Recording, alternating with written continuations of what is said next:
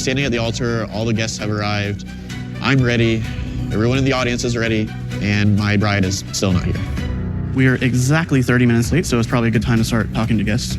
Fair enough. Talk to the guests we will. Let's talk to the guests right now. Guests, listen up to Ebird for the next 15 minutes, and I promise you I'll shed a little bit of light as to why it's all ish and no show. Yes guys, it's Ebird Online, and I'm reviewing 90 Day Fiancé Season 10, Episode 17, and of course I'll be talking about Clayton and Anali. Now if you want the short version, I don't see it for them, I really don't. If you like things a bit more longhand, subscribe to my channel, smash the like button, and consider sharing. Before you listen to my full breakdown, I'm going to go over all the whys and wherefores of Strippergate, and then we're going to look at Clayton's reaction afterwards. And I also have got a few thoughts on the role of Clayton's family in all of this. So yeah, lots and lots of thoughts. So without further ado, I give you Clayton and Anali. So guys, you know the Ebird loves the good, I told you so.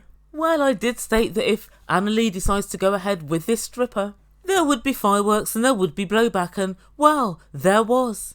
Nah, told you so. So let's go back a couple of weeks to the scene of the crime. So, Clayton's sister, Brandy, et al., organised Annali's bachelorette party. Now there is quite some significant evidence to suggest that Brandy knew exactly what her brother would and wouldn't like. If Clayton knew that a stripper was going to be there that gets down to his socks, honey. Well, so yeah, that seems to me to be quite unequivocal. But in addition to this, Clayton told Anali in some Spanish but no uncertain words. No hombres. No strippers. ¿Quién lo está prohibiendo? Soy el jefe. But I do have to say, Clayton seemed as if he was somewhat joking when he said no strippers, no men. But really, Anali, you should know who you're marrying. I know that Clayton's very literal. Nothing really is a joke, and nothing really is what he doesn't absolutely mean. So when he says no strippers, he bloody means it. And as for Brandy, I'm not really sure if she's bothered if this wedding's going to go ahead or not. From everything I've seen so far, she seems pretty ambivalent. Anyway, the rest, as they say, is vintage 90 Day Fiancé history. The girls all piled onto the party bus, and a faux popo climbed aboard. And Anali said, well, what I think is the funniest line this season. Somebody asked for an officer? Immigration? In the white. Immigration. And for anyone who didn't catch that, she actually said immigration. Guys, I was in actual stitches. That really sent me. Anyway, what happened next is the stuff of dreams for Anali and nightmares for Clayton. The faux popo stripped right down to nothing but, well, a holster and a red sock. Guys, it really was X-rated, it really was. There's actually no other term for it. The Ebird's extremely easily embarrassed, believe it or not. And if I'd have been there, I would have pressed the bell and got off at the next stop. The faux popo started winding and grinding. He was rutting and thrusting his nether regions right into Annali's face. And all the time, she was loving it. She was laughing and looking mock scared. But guys, I genuinely believe there's more sexual chemistry between these two than she and Clayton all day long. Anyway, there's more from Brandy. If you're going to ask for strippers, you're going to get strippers. Oh really, Brandy? I think even if you don't ask for strippers, you're going to get strippers. So 20 minutes of bumping, grinding, humping and thrusting later. And not forgetting the fact that Anali took selfies, photos, videos, you name it, she did it. She had the gall to say the following to production. Oh my word, I was just kidding when I asked Brandy for strippers. I never ever thought it would actually happen. Oh come on Anali, pull the other one. It's got a red sock on it. Guys, I'll go so far as to say this. She's more sure about having strippers as her entertainment than she is about having Clayton as her husband. She's a 100% bona fide bullshitter. She's literally brimming with bullshit. I'd say about 7.8 on the sphincter scale. But then later, after the event, she did say to production, well, Clayton did say no strippers, so I know this might really cause problems. You don't say. And then at the end of the bachelor party, Brandy sits down and has a little chat with Anali, and they're talking about whether the couple will continue to live with Clayton's mum. And Anali says, well, if we do, we'll be getting a divorce. And Brandy said, you haven't even got married yet, and you're talking about divorce. Do you actually even want to get married? And Anali just looked at her. as if to say, well, I really don't know. Guys, this whole indecision about her getting married to Clayton isn't just born of Strippergate. Strippergate is just the latest in a line of things that she's unhappy about within this relationship. So anyway, the following day was showdown day, and Clayton was outside, and he was working out. He's only got 10 kilos to lose in one day. Try Ozempic. I hear it's brilliant. Anyway, I think he'll lose much, much more than that. I think he's on the verge of losing 140 pounds of miserable fiancé. Anyway, Clayton asked, did you have fun? And she looked as shifty as an MF. Well, there were strippers. And guys, if looks could kill, Clayton looked at her as if she'd just taken a crap on the keyboard of his laptop. And he said, anything else? But she very helpfully said, I wasn't even dancing, I was just sitting. That's okay then. From what I saw, you were virtually taking a mouthful with every thrust. You were disgusting, Anali, and nobody can tell me different. Now guys, I thoroughly sympathise with Clayton if he doesn't want a stripper at her bachelorette. I wouldn't want a stripper at my husband-to-be stag do, so I guess it's the same thing. However, even if there were to be strippers there, and even if you think, well, it's just fun, and Clayton's sister was there, there's a level of, what's the word for tactile? Tactileness, tactility, that is reasonable, and I find that she overshot that level by quite some distance. So I think even if one were to conclude that it's okay to have a stripper, I don't think anyone would reasonably conclude that her behaviour was in any way reasonable that evening. Think about it, Brandy, Clayton's sister, was there, and the TV cameras were there. As far as I could see, Annalie wasn't yet massively drunk, and so I think it has to be said that Annalie's lusty inclinations are a problem waiting to happen. So all of this time Clayton was just sitting staring at her, giving her one piece of cut eye, and then she said, well, I didn't want to tell Brandy that she'd wasted her money. And so I kept saying to him, no, don't dance with me, go and dance with Brandy. When was that? I must have blinked, guys, because I never saw that happen once. He was grinding almost exclusively on you, Annalie, and you loved it. And she said it was very embarrassing for me. And Clayton said, no, it's embarrassing for me. My girlfriend doesn't want me, she wants a stripper. But the worst thing is, had he seen it, he would have concluded, as I have, that that's actually true. I think she did fancy the stripper, and I don't think she does fancy Clayton. Anyway, they continued to chat. And he said, is there anything else you haven't told me? And she said, well, no. He said, what else happened? And she went, moving, dancing. And Clayton said, did he touch you? And she was trying to skirt round it all. Touch her? She bloody tasted it, mate. It was terrible. But anyway, in an effort to deflect, she called him jealous. Then she said, I think you're never going to be able to let this go. And she started crying, and she stormed out, and she stormed to her usual place where she storms to, the bathroom. Now guys, I've long thought this, and I don't know, I haven't had a chance to flesh it out before. I've always found it strange that she goes to the bathroom, and I think it's because she enjoys having him outside, knocking, refusing to give her any space and going, Annalie, Annalie, but I love you. She likes having that happen. Otherwise, why doesn't she just do what normal people do? Walk round the freaking block, go and sit outside in the car. But she always goes into the bathroom and locks the door. You're not going away from somebody. He's only how thick is a bathroom door? He's 2 inches away from you. That's it. Yeah, I find it, I don't know, I've always found that a little bit manipulative and contrary to what you're saying you want, space. But then I realise she's not in the bathroom, she's in the bedroom, guys. She's packing to leave. And I'd like to say it's performative packing, but well, I halfway believe it. And right away Clayton gets on the phone to the purchaser of the stripper, Brandy. Because I'm upset over the fact that you guys had a stupid stripper, this stupid bachelorette party. Go in there and give her a hug and tell her that you love her and that you'll get through it. I should not be apologizing or taking any responsibility for something that I feel like I'm the victim of. Guys, facts all facts, not a lie told. She is doing a mini gaslight and making him think that somehow he's the problem. I mean, he is in many, many aspects of his life, but that's just his personality. He can't change his personality. Looks-wise, I think they're pretty much a match, so I don't know. She's acting as if, he's massively punching. I'm not sure I think that that's true. She's got a resting bitch face, and he's got a resting special needs face. It's yin-yang. So at last, Annalie's in the bathroom, and production sneak off to ask her what's happening. And she says, I'm leaving. I think he'll never be able to let this go, and I don't want to live my life like this. Well, Anali, if you decide not to keep the company of any more strippers, then he'll have nothing to go on about, now will he? And you'll be able to lead a peaceful and happy life.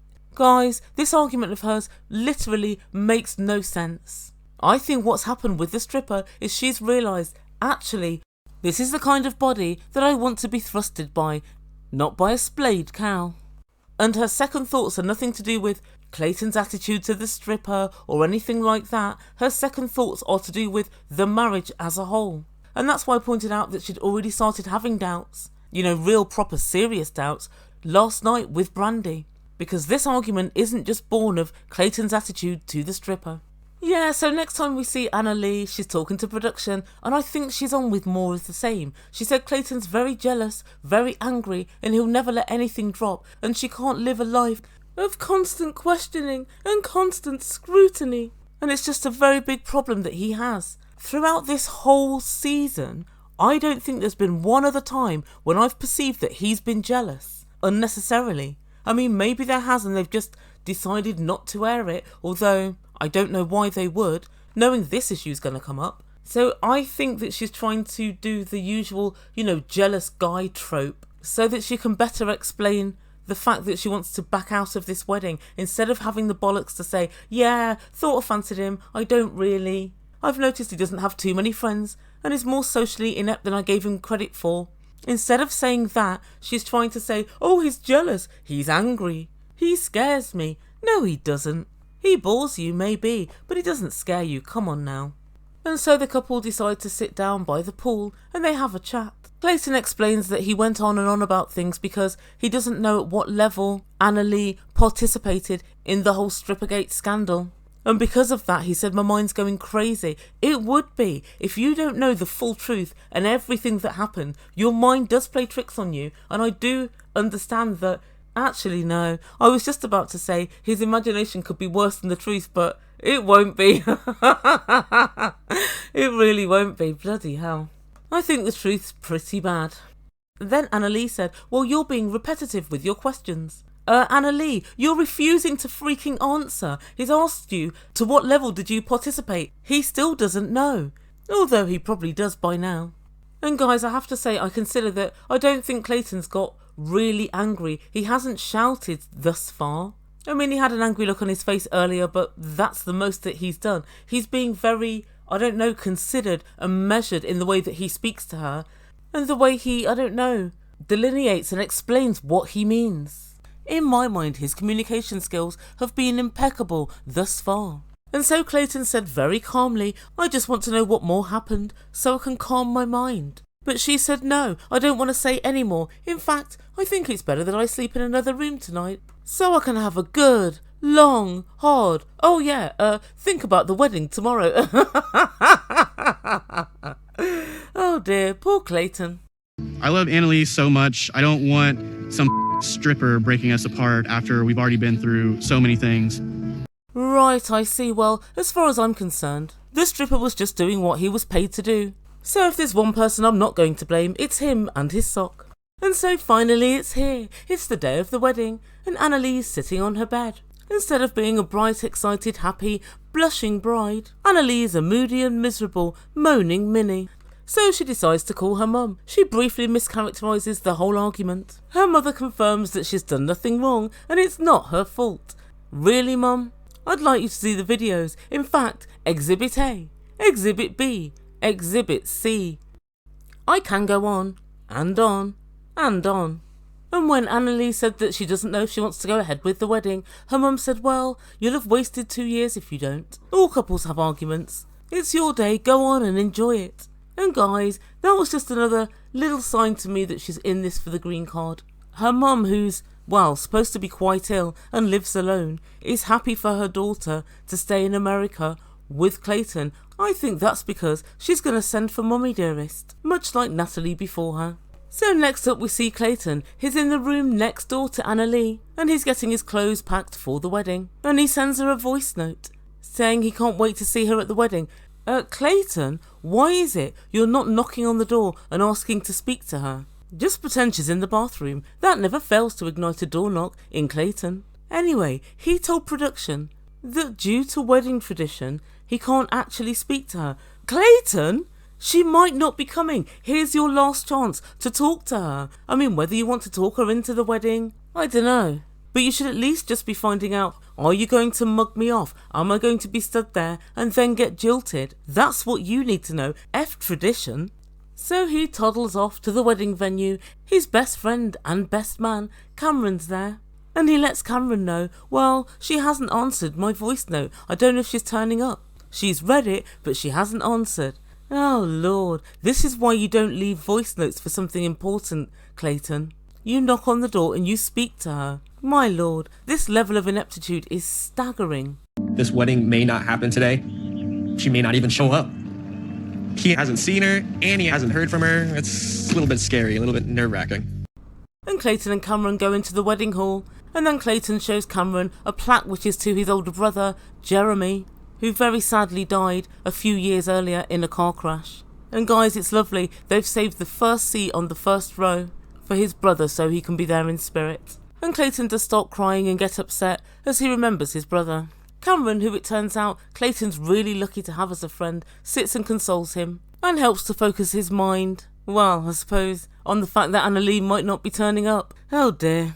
Anyway, before long, all the guests start to filter in. It's 4:30 p.m, just 1 hour before the wedding's due to begin. And Clayton's had absolutely no word from Anali, and he's now starting to get really worried. Then Clayton said to Cameron, it would be the worst thing ever if she didn't actually attend, if she didn't turn up. Sorry Clayton, I beg to diff. The worst thing ever was her antics with the stripper. This would be the second worst thing ever. Anyway, it's 5:30 now, and that's when the wedding's scheduled to start. The wedding hall fills up, and guys, I can't believe what I'm seeing. Nobody's at all dressed for a wedding. I honestly thought a bomb had gone off in Walmart, and this was a safe space that everyone had moved to. Oh dear. Is this how you dress for a wedding? No. No, it isn't. Oh, Clayton, Brandy's got something to tell you. It's 5:53. Yes, I know that. Just a friendly reminder. I understand that.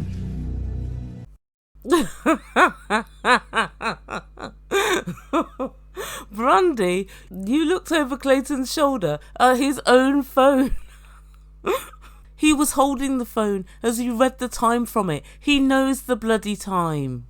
And then just a few minutes later, Clayton said, right, it's 6 p.m, she's half an hour late. I think it's time to start talking to guests. Really, Clayton, and say what? I think you just wait it out. Half an hour's not that late in terms of, I don't know, wedding hair and makeup and so on. And guys, that's where we end things for this week. So guys, what do you think? Do you think she turns up to the wedding? The trailer doesn't give us any clues. But for what it's worth, I think they more than likely get married and then they break up. I don't even see it working in the short term, the truth be told. But I also don't see her being callous enough to leave him standing at the altar. I think she would have said it, the day before or something. Or even on the morning of the wedding, if she didn't want to go. I think one major reason to be scared would be Brandy. I think she would literally lose her shit if Anali were to embarrass Clayton. And what do I make of Annali's reluctance to marry? Well, I think the reason she's thinking about things is putting everything together. He's a big nerd. He spends all his time playing computer games. He doesn't have any friends. He doesn't have any social life. He lives with his mum. He lives with gerbils and chihuahuas. And he's socially quite awkward. Like I said last week, he looks like someone going through the awkward phase of an awkward phase. I think these are the real reasons that she's worried about getting married to him, and this whole questioning her about the stripper. I just don't think that's such a big deal. The only reason he keeps questioning her is because she's yet to answer any question. Anyway guys, I'd love to know what you think, so please put your comments down below and I'll get on with my next video. Guys, please don't forget to like, subscribe, all of that good stuff, but most of all, if you know someone who would enjoy this, please don't forget to share the video. Thanks so much, and I'll see you soon. You've been listening to Ebird Online, and I bid you good day. Some kind of butterfly. Baby, you give me midnight. You whip up my appetite.